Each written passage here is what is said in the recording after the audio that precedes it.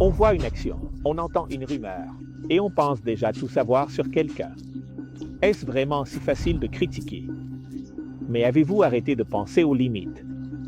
Quel est notre point de vue?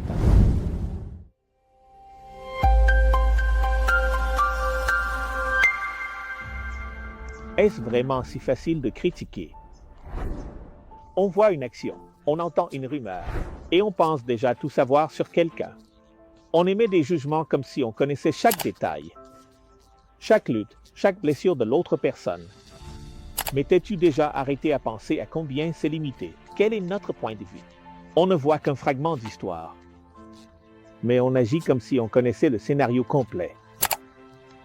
Jésus, au lieu de pointer du doigt, nous enseigne à prier et à aimer, pendant que nous nous concentrons sur les défauts des autres.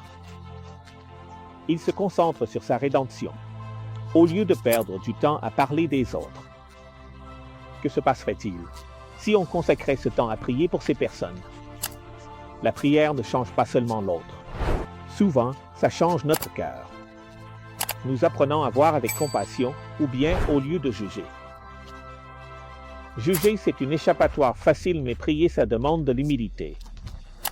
Quand tu pries pour quelqu'un, tu reconnais que tu n'as pas toutes les réponses. Mais tu te tournes vers le seul qui les a. Tu demandes à Dieu d'agir dans la vie de cette personne. Et en le faisant, tu lui donnes aussi la permission de transformer ta façon de penser. Non, on peut vivre comme si on était la norme pour les autres. Au lieu de critiquer, choisis de prier au lieu de pointer du doigt, étant la grâce.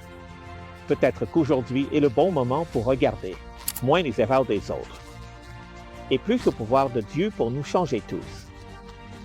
Ce sont des paroles de vie. Ne jugez vraiment personne pour que personne ne vous juge. Matthieu 7h01